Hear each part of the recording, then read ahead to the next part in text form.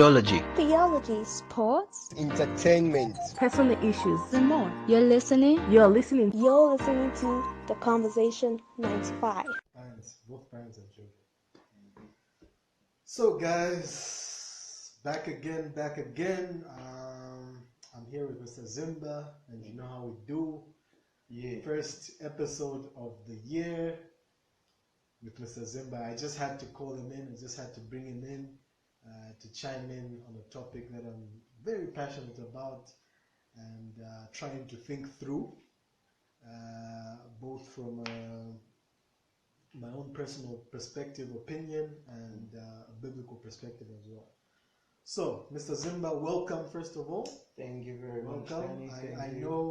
I know that it's the beginning of the year, but you're already looking like it's the end of the year. You know that January is the longest month of the year, right? I think if you could see Mr. Zimba right now. Come on, man. It's like someone that came out of a zombie apocalypse. Resident Evil kind of items, you know, The Walking Dead. I'm telling you, man. No, I feel you. That's exactly how I felt on Friday. Yeah, Friday was quite hectic for me, work-wise, and it was quite hectic for me work-wise. So at least I had Saturday to at least relax a bit, and then Sunday get back on the horse. And I never had anything like that. My Saturday was 100% work. Fully booked. And I'm telling you, got back home and I found more work. So, pending. I'm telling you, like right now, your description is very correct. Your description is very correct. I think maybe we can just end off this year, just right here, like. Are we already in 2022? Let the year just end right here. You know? Why can't we just go into 2023 now? What's wrong with that? Because this week has been kind of rough. This past week has been kind of rough. So I was thinking, one thing that the pastor said, like, if Pastor Ryan said, if you're not strong as a believer this year, it's going to be wild, because you'll be seeing flames for real. Like, you'll be seeing flames. And I'm starting to understand and realize that this is one of those years where, like, with faith, we're not playing games. No, we're not playing games. If you're playing games, then you'll be finised. That's just the truth. You'll be finished. So really standing firm in Christ all the way through 2022. I think it's the way to go, because really, if you try to do things in your own strength, it's crazy. I mean, I feel for people who don't believe that there's a God. I feel for them. No, but the thing is, where do you take all that stress? Exactly. But the thing is, something interesting is that they believe in something. Yeah, that's a fact. They believe in something. So you can't say completely that you don't believe in God. You have to believe in something. Whatever it is, if it's the government, if it's whatever, if it's money, if it's whatever it is, you have to believe in something. Because here's what I'll tell you. With the coming in of COVID and everything, man, if you believe in governments have failed. Exactly. If you believe in medicines have failed. That's a good point. If you believe in machinery has failed. That's a good point. So, for me, the only thing I can say is there's only one thing, or one God who gives me a hope for a future, even after death. At least, even after death, when I get sick, I can say, you know what? I'm going to a better place. Exactly. But if you don't believe in God, then you're not believing in an afterlife. And honestly speaking, even reincarnation won't make sense, because if you get reincarnated and come back, you still get the COVID and die again. Exactly. It's still the same issues. You get? Exactly, still the same issues. So definitely we need to hold on to God all the way through 2022. Sure. The way it started, and actually the way 2021 finished for me, and the way it's starting now, it's really looking like one of those years where I really need to depend on God, like totally. That's very true. Take Him seriously. That is very true. And obviously He's faithful all the way. He's faithful, and we'll see great things. We'll see great things. One of the a good story to relate to this is really the period of the children of Israel in the Old Testament, where they were taken through from Egypt, coming out into the wilderness. That's like a picture of total dependence on God, because you don't have food, you don't know where you're going, you don't know what direction you have to take, but you're totally dependent on God. 100%. By day, there's a pillar of cloud to show you your direction of where you have to go into the promised land, and by night, a pillar of fire to give you the same direction. And even then, food provided, manna from heaven, direct, catered for, straight, man. So that's really where we're at. It looks like that's where things are at. You know what I mean? That's just the truth. You know, like I said, I feel for people who don't have a place they can call their place of faith, because right now, as it is, we're always, just when you think, okay, this wave is done, we're starting to breathe, and then now we have the Omicron. And just when you think, okay, the Omicron, then we're told there's another variant that they're studying somewhere. You're like, okay, it's like these things are in a race or something. But the one thing I'll say is, you know, at the end of the day, the COVID itself has struck hard. Economies are failing, and businesses. Exactly. Where, you know, places where people thought it's impossible for me to be hit at this point, that's where people are getting hit. And, you know, at the end of the day, like I said, if you don't have a place of faith, I feel for you, because I can imagine your stress. I try to put myself in their place. Like, imagine I didn't have God, didn't have Christ in my life right now, and all this that is happening. What position would I be in right now? I can imagine the fear. Exactly. I can imagine the stress. Exactly. I can imagine the anxiety. I can imagine so many things with everything that we're seeing on social media. You're seeing the bad news following you around on your phone, man. Imagine. Notifications. Hey. Pop-ups. That kind of thing. That kind of thing.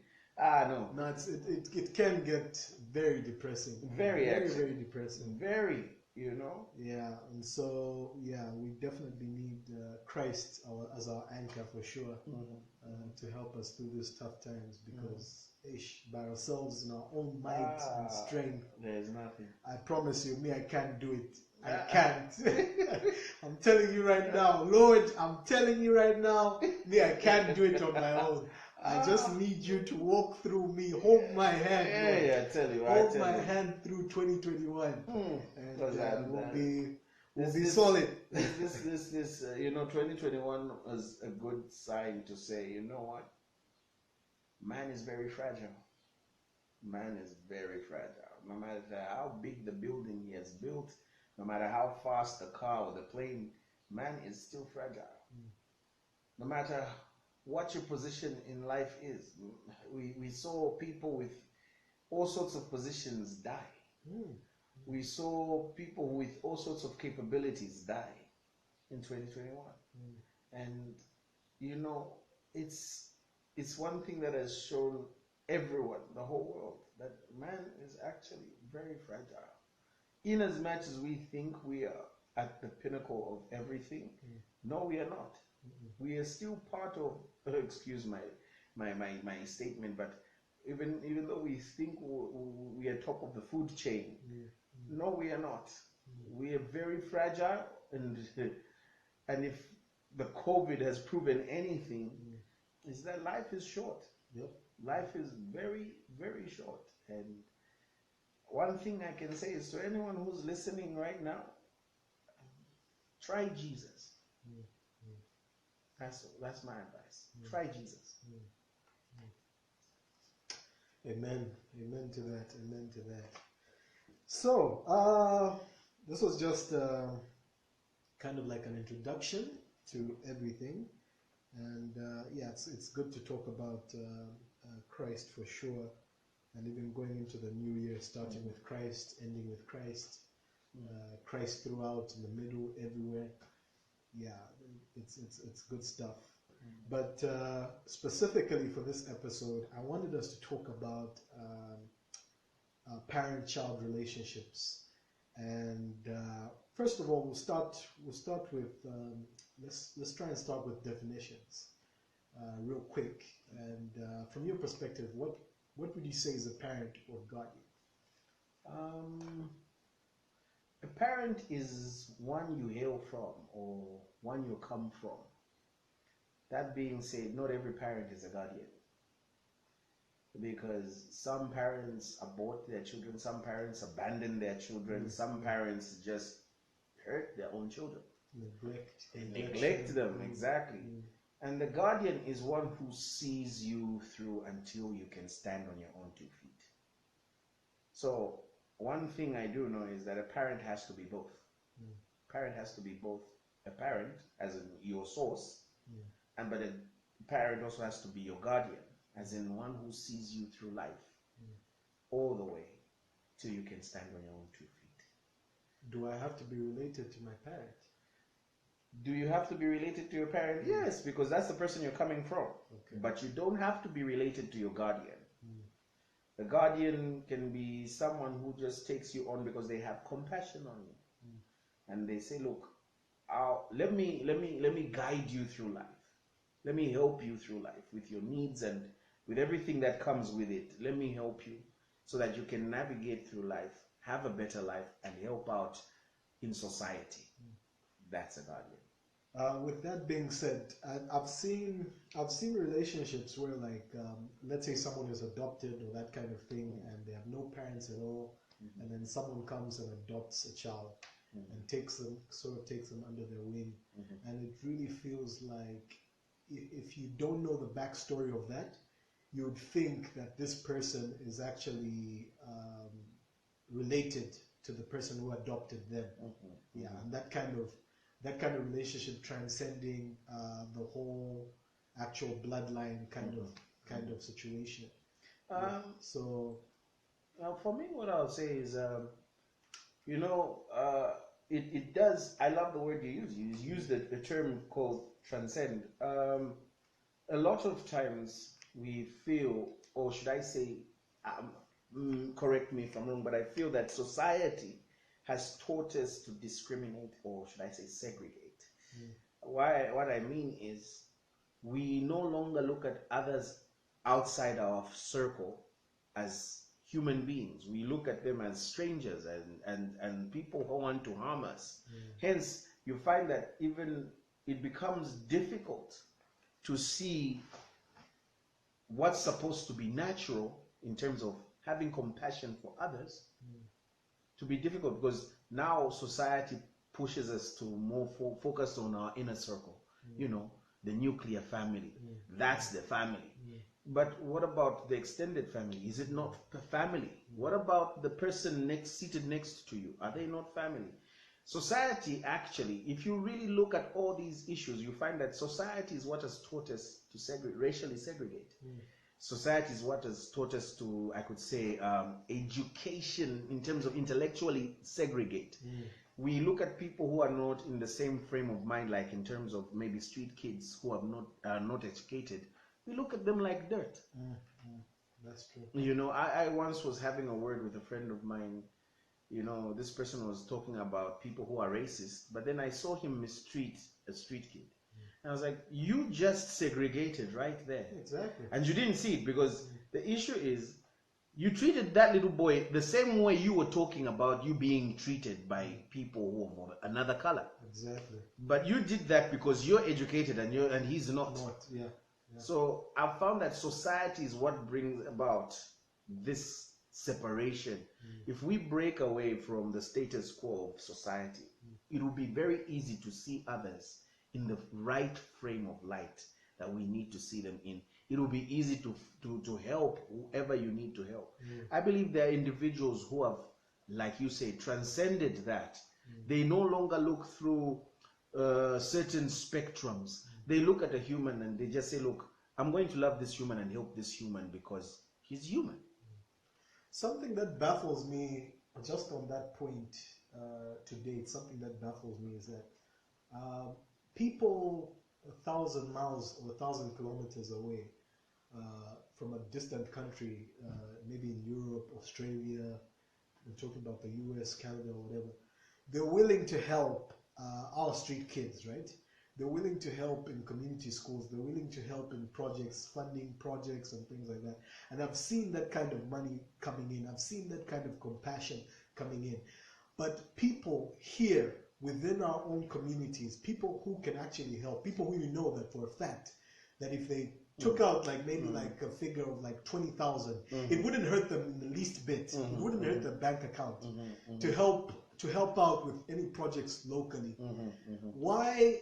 How is that so? How is that so? How can someone who's 1,000 kilometers away be willing to help someone, a total stranger, someone who they don't even know, like they don't really know these kids or whatever, or whoever they're helping, and they don't even actually know that if they send the money through an organization, they don't know if it actually gets to the intended parties, you know what I mean?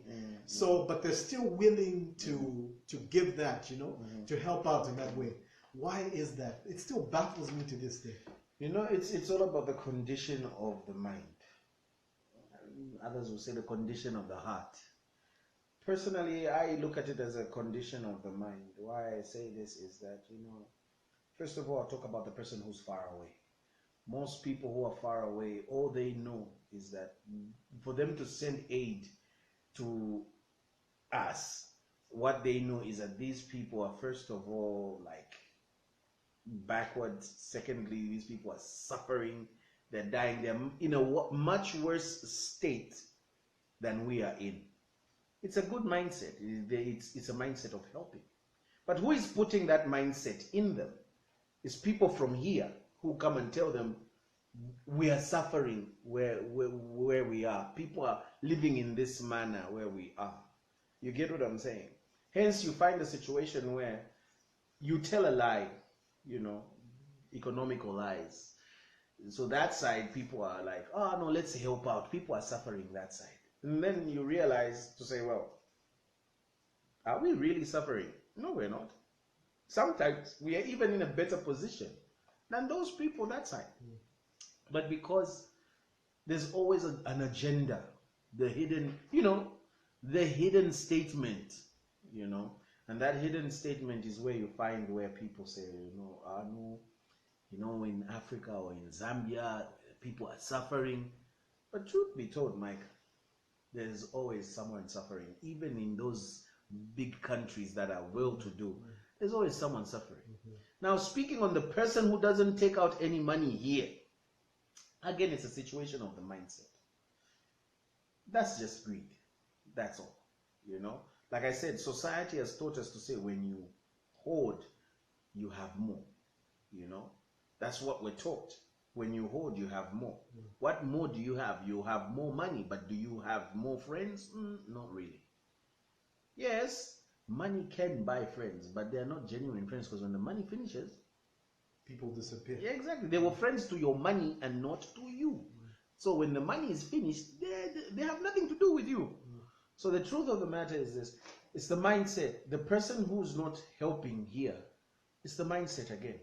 The mindset of saying, no, it's mine. I shouldn't share. It's mine. I worked hard for it. It's mine.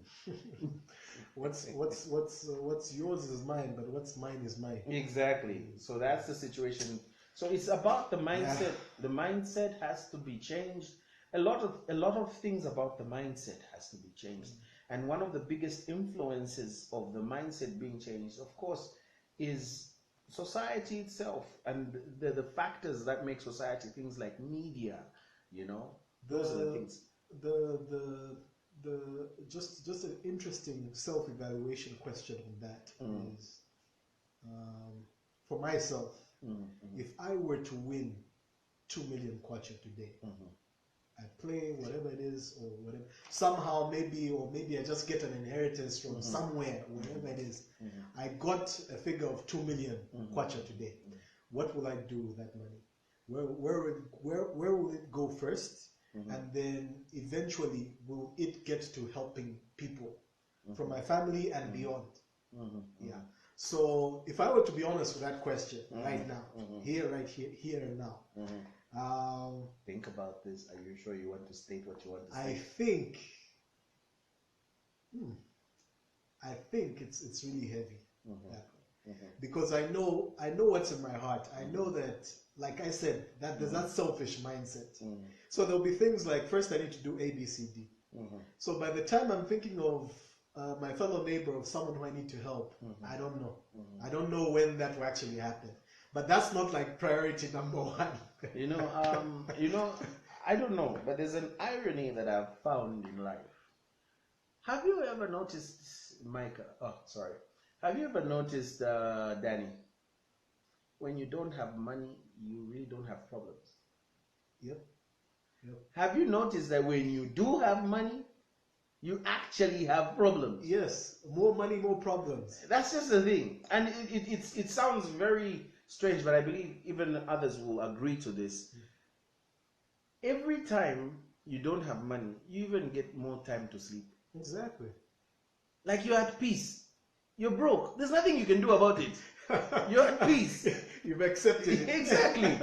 The problem comes in when you have money, Danny. That's Precious. the problem. All of a sudden, From nowhere. you now have commitments to yourself. From nowhere. Things that you need to do for yourself, and that's just the list for you. Yeah. You haven't sorted out the list for family. Yep. All of a sudden, you find that there's stress on how to budget this money, how to make it work here, make it work there, so that you can make a return here and make a return there and the profit here. All of a sudden, it just brings more issues. Exactly. A few minutes ago, when you were broke, you were at peace. Your mood was good. Everything was okay. But then came money, and all of a sudden, you now don't have time because you need to pay this one. You need to sort out that one. You need to sort out this one. More money, more problems. Exactly. And all of a sudden, you even find more commitments actually. Yep. And that's the thing. So one thing I don't know is that, how do you handle this issue of money bringing in more responsibilities? Maybe I would say, we won't call it problems. Let's call it responsibilities. Were those responsibilities gone when there was no money? No, they were there. It's just that now money has shed a light on them and that they can be sorted out. But you see, the problem comes in is, how much do you really want to sort out that problem? Listen to what I've said. How much do you really want to sort out that problem? And that's where the issue is. Because the truth of the matter is this. The same electricity bill is the same bill you're going to be paying tomorrow. Isn't that the truth? The same fuel is the same fuel you're going to buy tomorrow. It's just that when you were broke, you didn't have to worry because you just didn't have the time to worry about it.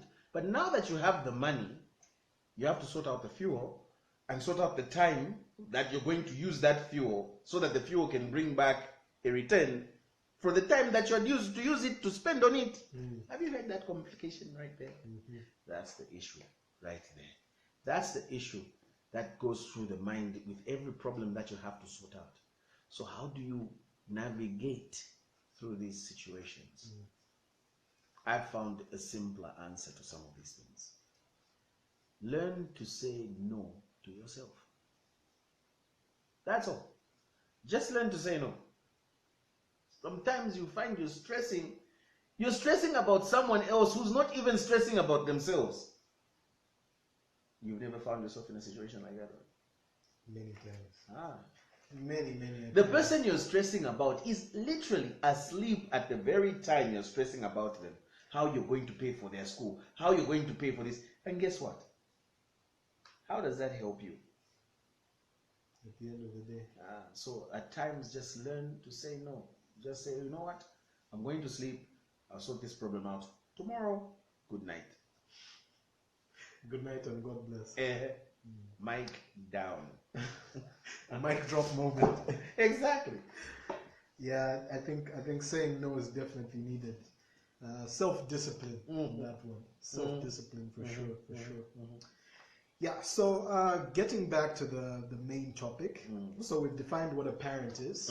Now let's quickly define what a child is. Or, okay, we're talking parent guardian, child dependent. Exactly. So, yeah. So what's a child?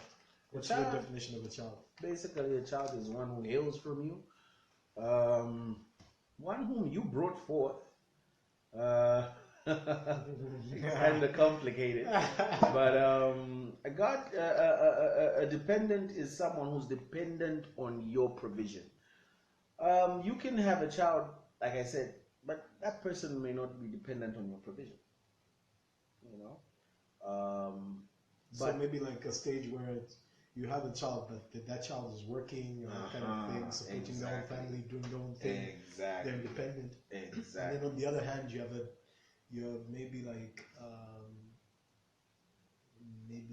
an uncle who's not working and staying with you and that kind of thing. So he's dependent on you. He's a dependent, yeah. Technically, he is a dependent. That's a fact. He's still your uncle, but he's a dependent. Yeah, he's dependent on you. Yeah. So that's the situation. So basically, yeah. That's basically the definition of it all, man. Right there. You got it. You got it. That's how it is. Yeah. So getting into it further, just talk about the relationship between the parent and the child. Stage 1, 1 to 5. What does that look like? Then from 5 to, let's say, 10. What does that look like? Oh my goodness. Then 10 to, let's say, 13 or whatever. What does that look like? Monster. And then from 13 to 21, what does that look like? Who are you? What are you doing in my house? And then from 21 to like 30, maybe beyond, what does that look like? Okay, so yeah, so just comment on that real quick at the various stages. I'll try to sum this up. I'm not sure if you categorically put it that way, but however you like, whatever the stages are. 15, if it's whatever. We'll touch it up just like that. 1 to 5. 1 to 5, cute. That's, as a parent, cute. That's the best word I can give you for your child as a parent. Like, cute. You know, your child is like the cutest thing on the face of this earth. Trust me. This cute little bundle of joy, you know, you give to him or her what you have. He or she doesn't make demands. She's just there. Then 5 to 12. 5 to 12, you begin to, you get tired. 5 to 12, you just asking questions. You're like, oh my God. Dad, what's this? Yeah. Dad, what about this? Yes. Mom, what about this? What's this? What 5 to 12, 5 to 12, a child just reaches you to the point where you just curiosity. Get tired. You get tired. You know, you get tired. You just get tired. That's the only word I can say. You get tired. So we moved from cuteness to tiredness already. Yes, you get tired. And that's like half a decade. Exactly. No, that's a decade actually. It's a decade. You get tired. You know, you reach a point where you can't put them away. You can't tell them to go away. They're there. They're constantly there. They're constantly asking. They're constantly questioning you. They're constantly saying no. This is the stage when a child learns to say no to the parent. You just get tired. At 5 to 12, you just get tired. As a parent, you get tired. You get tired. At 13 to about 16, or maybe let's just say 18, you just don't know who this person is anymore. You can't identify them. They're just, you wonder like, who are you? Where's this boy walked out of my house. What happened to the cute 5-year-old? Exactly. You know, as a parent, you realize something when your child becomes a teenager. You realize, you say to yourself, if there was a way to stop the child from growing, just keep the child Put it there. on pause. You know, when he was small and cute, without teeth in the mouth, and that mouth learning to say certain things, just there. Just keep the child there. Dada, Lord, mama. Lord, keep the child just there. cute and small. No. When a child reaches teenage, this child walks out, your own son leaves the home, comes back with a haircut you don't even know and colors in the head that you can't identify from the spectrum, and you're wondering, my goodness, what has happened? You send your child to school. Where did things switch up? Your child comes back with a language, and you wonder, someone broke my child. Your child comes to school from school, and he suddenly behaves and gives you gestures that he knows better than you. That's what teenage years are. Teenage years, the parent just loses identity of their child. You just don't know who he or she is. You're still, at that point, they're still kind of trying to find themselves. Exactly. But the problem is, children don't know that it's also a struggle for the parent. That's a good one. In what ways? It's a struggle for the parent because here's the issue. First of all, as a parent, the moment your child is born, you like it or not, you're planning. You're planning. Okay, he's either going to be a doctor, an engineer. You're planning for the big jobs for him. And as this child is growing, that plan never changes. Truth be told, the plan never changes. As a parent, the plan never just changes. But the problem is this. The child, as parents, we forget that the child is also his own individual. So now there's a struggle. We call it rebellion, but when you really simply look at it from a point of logic, it's just the child finding his identity. Realizing that he's got options. Exactly. And there's some options that don't appeal to him. Doesn't necessarily have to be a doctor. Go with what dad says. Exactly. Now the problem is this. We, as a parent, you're looking at so many variables. You're looking at society. You're looking at the hardships of society. Economics. Exactly. You're looking at all these things, and this young man is just getting his steps into society itself. He's still young, and he doesn't really know what is happening.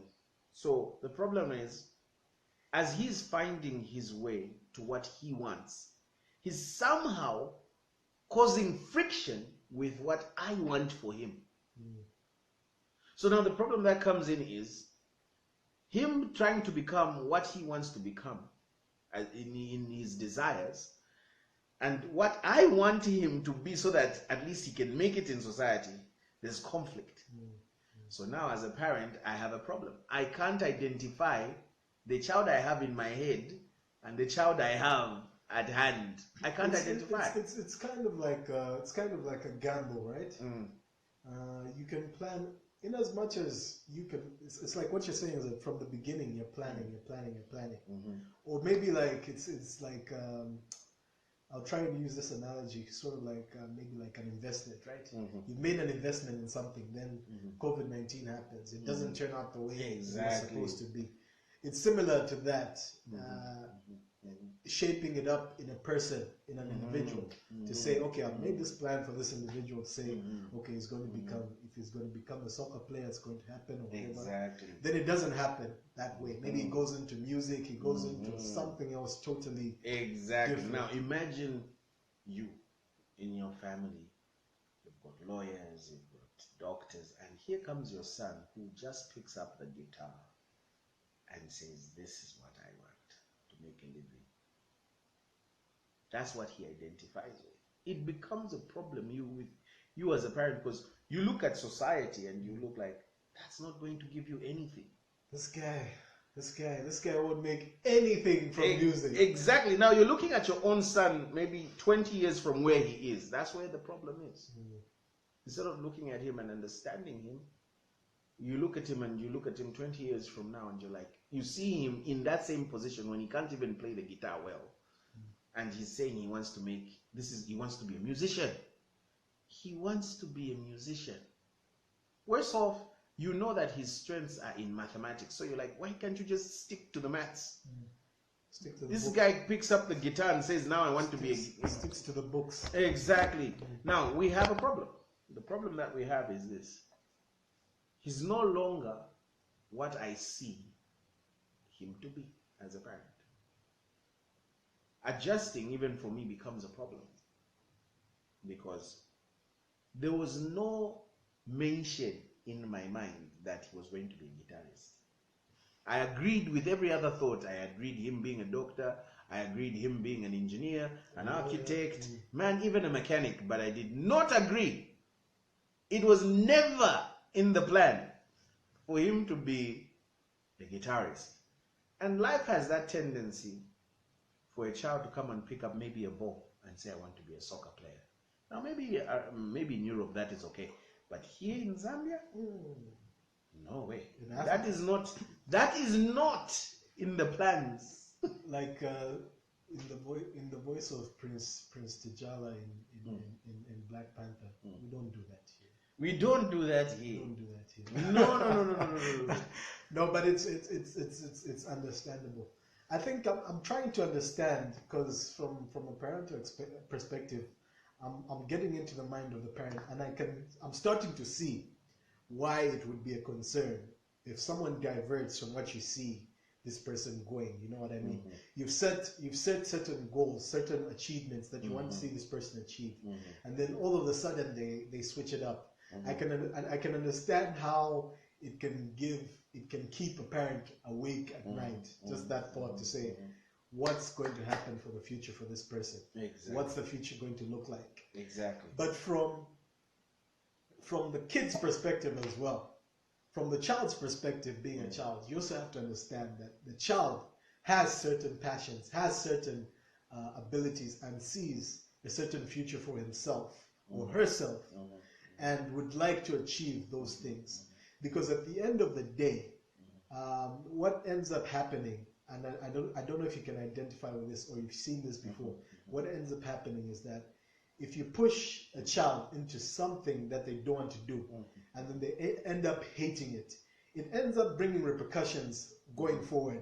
Maybe with their later spouse and that kind of thing, and then there's that kind of resentment and baggage even towards the parents. You know what I mean? They're like, why did you push me into this? I wasn't passionate about this thing. Yeah, that's very true. It's very, very true. It's an issue. I would say, maybe let me start from this point. You know, as a parent, and both, let me say, both parent and guardian for this person, your target is always, naturally, your target is always the best for this person. So no matter what the circumstances or the economics at home, you always want the best. You always put this person first. Now the issue that is there is, in putting this person first, there's also always going to be a selfish motivation. And that is, of course, my child has to prosper. It's a selfish motivation, whether we like it or not. There's no parent who will look at their child and say, I want my child to suffer. That's not even natural. But every parent looks at their child and says, I want my child to make it. That's why every parent will go out of their way so that this can be achieved. But the issue that is that, you know, I could say, maybe how would I put the right words would be, every vision comes with its condition. Every vision comes with its condition. In the sense that this vision that I have for you, my son, comes with its conditions. It requires you to be good in maths. It requires you to be good in your English. It requires you to be good in your architecture, or it requires you to be good in a certain way. It requires you to follow a certain path, which you don't want to even recognize. So now the problem is this.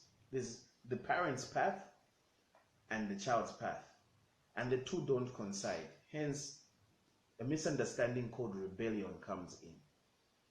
Because now, the path, or should I say the vision that the parent has, and the realization that the child is having, you know, the enlightenment. He realizes to say, look, I'll be more happier being a guitarist. It's what I want. Me looking at him, I'll say he'll be more happier being a doctor. in society. Now, of course, for me, the path is coming in because of experience. Keep in mind, I'm older. I've had experience with life. You're just taking the steps in society. But there's something again that I will share. A wise man once said, water that moves in a river will always follow the river. Okay? Water stored up in a ravine will always find a way to seep through. Do you understand what that means? This means water that runs in the river will never change its path. It will always move in that path. But water that is stored in a ravine will always find a way of seeping through. In other words, a child is like a ravine, water in a ravine. It will seep through. It is not traditional.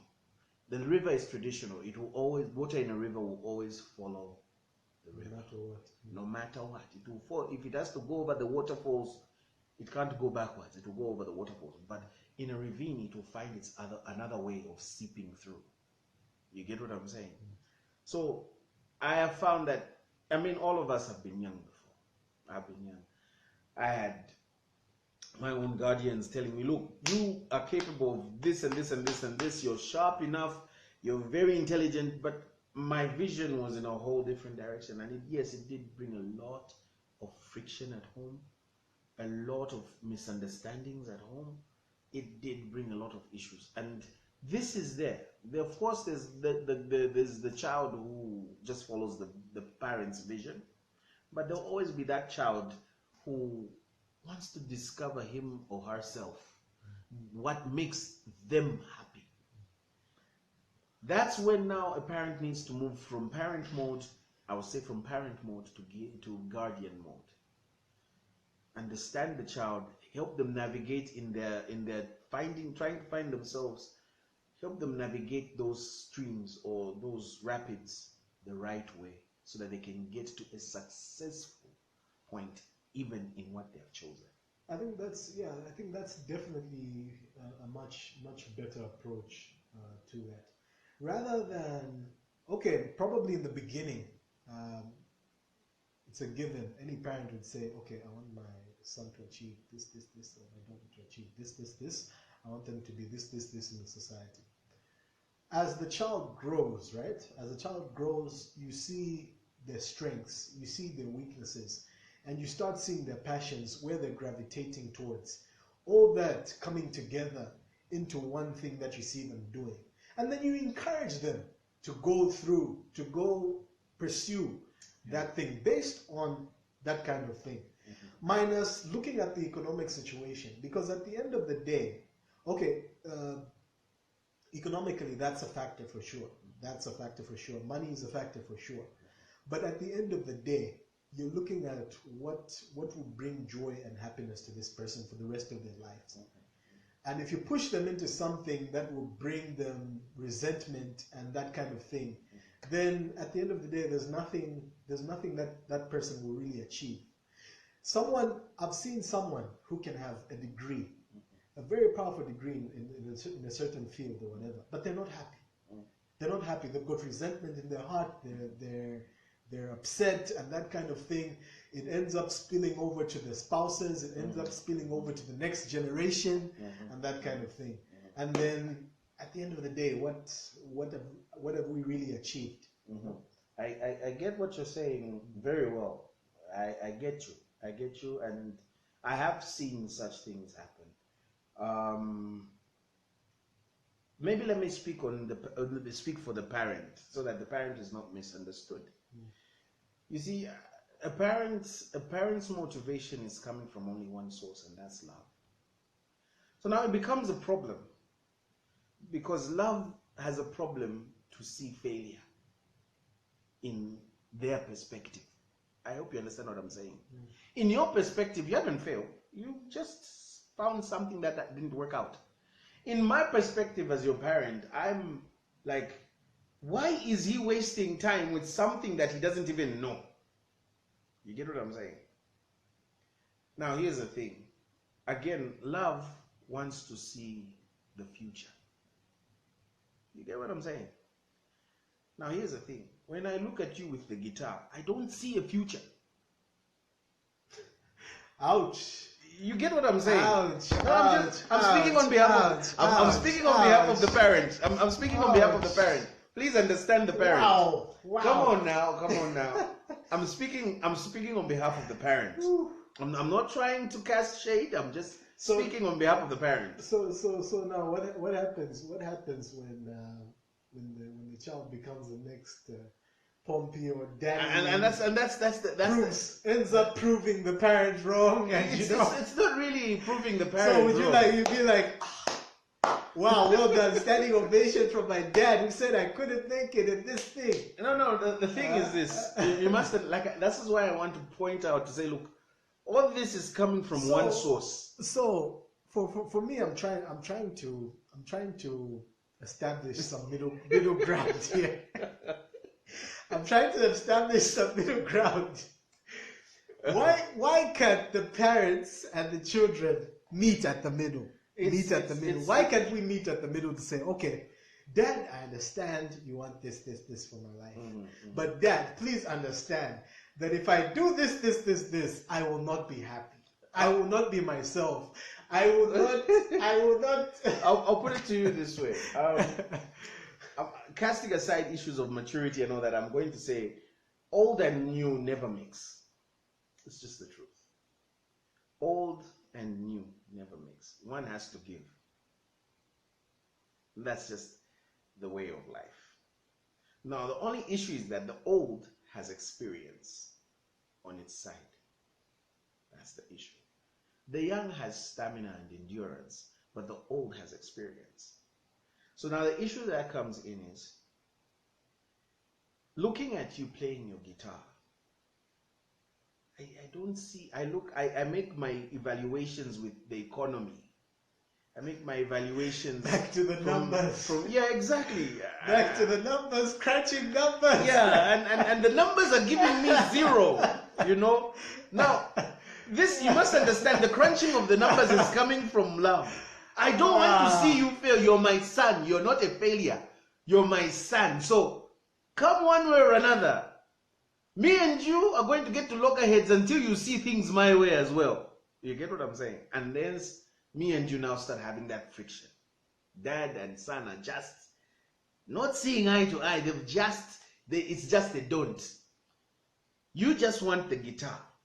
But I want you to go to university, get yourself some kind of vocation. You're like, that will be a time waster for me because I want to be in the band.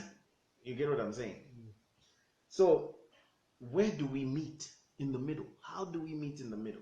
What is the middle in this situation, in this circumstance? What is the middle? Because for me, speaking from a parent's point of view,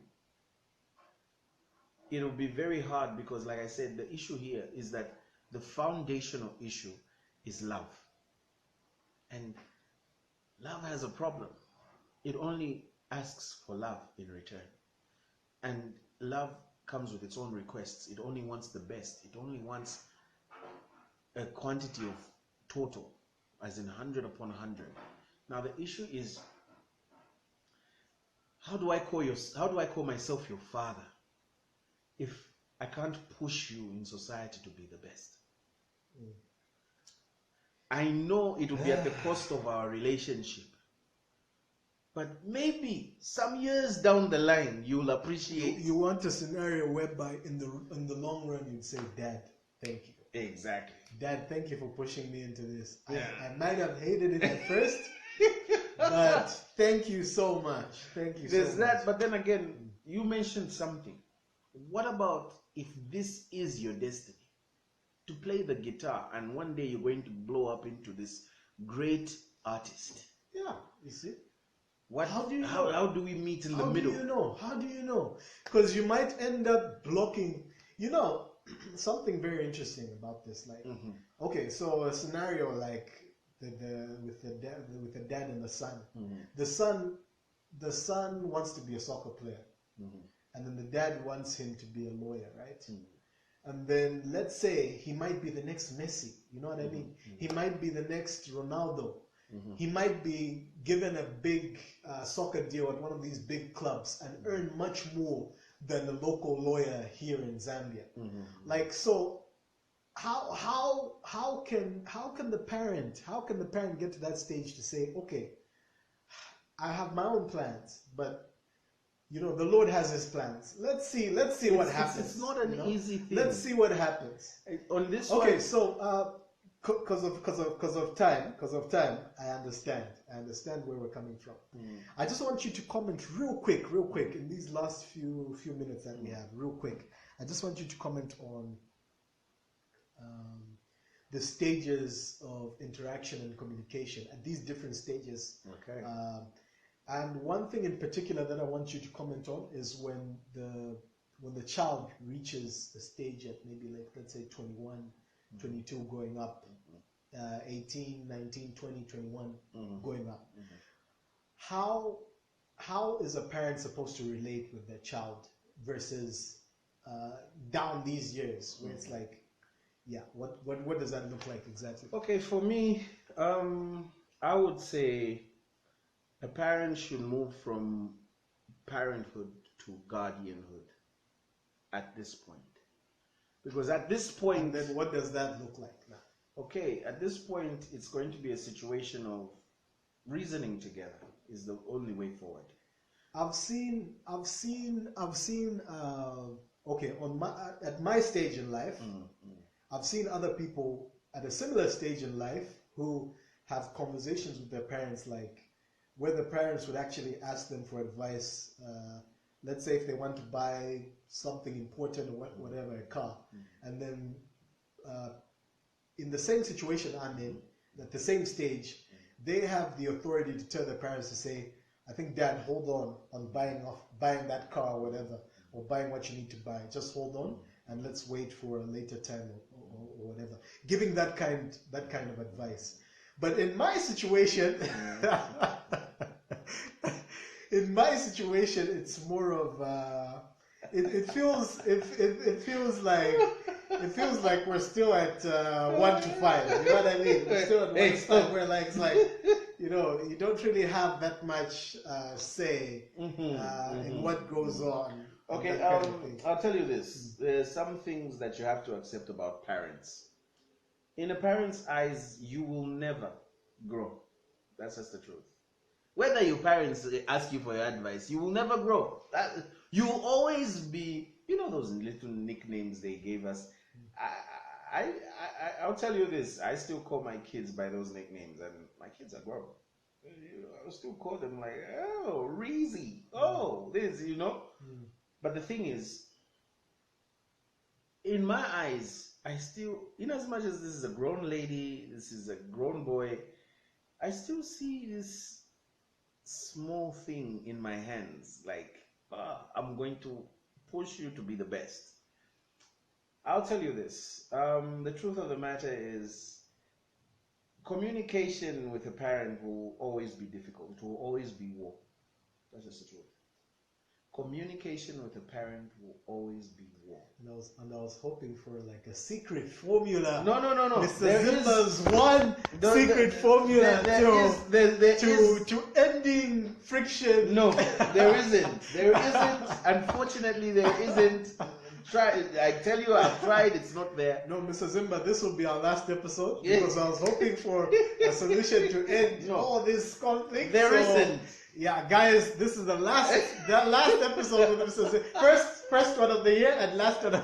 No, don't worry. No, I'm playing. Don't worry. But the truth of the matter is... But I really expected, I really hoped... that there would be a solution, right? That there would be... Dealing with, you see, if there's ever a CEO you have to please as a parent, trust me, parents are the kind of people who... Because of, again... Am I alone in having that feeling where it's like never enough? Yeah, no, you're not alone. It's never enough. It's just never enough. No matter what you do, it's never enough. Look, as a parent, trust me, even you're going to be like that because trust me. Okay, I put in 110% today. And the 10 was not recognized. Neither was the 100. No. Itself. And then the parent will be like, you can do better. They'll be like, I just did my best. Like, I went better than the best, actually. Exactly. If I was like Spider-Man, I saved 100 people, 1,000 people I today. saved the country. I saved the country, but it's like, what? You can do better. Trust me. Look, every parent is the same. I mean, come on. How many times have you heard this one? I used to pass number 1 at school. Then who passed number 2? Because everybody passed number 1. Exactly. So the issue is, as a parent, it just never ends. The push never ends. It never ends. Trust me, my kids have a better relationship with my parents than myself. Yeah. The dynamics on that are also very interesting. Trust me, the parenting issue is mysterious. They're very interesting. Like when the grandparents arrive, it's like, oh yeah, like the relationship is solid. With grandparents, you can. Funny thing that's interesting, real quick, with in my situation, with my mom and I've got a family friend who's sort of like a cousin. He can talk to my mom, speak to my mom about personal issues, and she'll give him advice, and give him great advice, great motherly advice. The tone is proper, everything is proper. But when it comes to me, I'm seeing flames, and vice versa with his mom. I'm telling you, with his mom, I can talk to her about anything, and it's like it's proper. She'll give me motherly advice, straightforward. But when it comes to him, on the flip side of that, it's something else. He's seeing flames, and it's like, how do you communicate? He's in court or whatever. How do you talk to this woman? Okay, I'll tell you this. Look, as a parent, talking to your parent, this is just the way it is, man. From the beginning of the earth till date, talking to parents will always be war. It will never be enough. It's a battlefield. You will never do what's enough to a parent. Say, oh, okay. Look, there's always room for more. You were good today. Do better. Exactly. That's just today, but you can do better. That's just it. But trust me, today, you're excellent. But in their private time, we're like, oh my God, my son, he did it. This boy. But we don't want to show it to you because you chill, and that's what we don't want. So okay. You know. So that's part of the reason. That's just it. That's part of the communication with the parent will always be war. So Mr. Zimba, as always, we're just scratching the surface on this one. Hopefully we'll have some more conversations going forward. For sure. Yeah, we've defined some terms, we've defined issues, we've checked out the dynamics of the relationship between a child and a parent. Any last words in this short few minutes that we have, this 1 minute, 60 seconds? Just make it brief. Let me make it very brief. Yeah. Parents, love your children. Children, love your parents. That's it. Chop one. Chop one. And we're done. It's a wrap. Nah, thank you, Mr. Zimba, as always. It's a pleasure doing this with you every time we meet. Man, the conversations are fire. The feedback is also fire as well. And for sure, we're definitely helping out a lot of people out there. But this topic is actually something that's near and dear to my heart. And it's something that we've talked about off the record. Yeah, we've talked about it a lot off the record, and I'm hoping that we can even have more conversations like that on the record. No, definitely. Yeah, to get into some personal issues and scenarios, and even to bring in one or two other people just to chime in as well and bring in their take on that. Sure. So, Mr. Zimba, thank you so much once again. Thank you for having me, Danny. Thank you for having me. It's been awesome. It's been a pleasure. I've enjoyed myself. Once again, I've enjoyed myself. Thank you. And so next week, real quick, I'm having a special guest, hopefully from South Africa. Very good friend of mine. She's a lady, first lady on the podcast, and we'll be talking about. I'll keep it a surprise. I've just remembered that it needs to be something that needs to be heard just then and there. So I'll keep it a surprise, but it's going to be fire.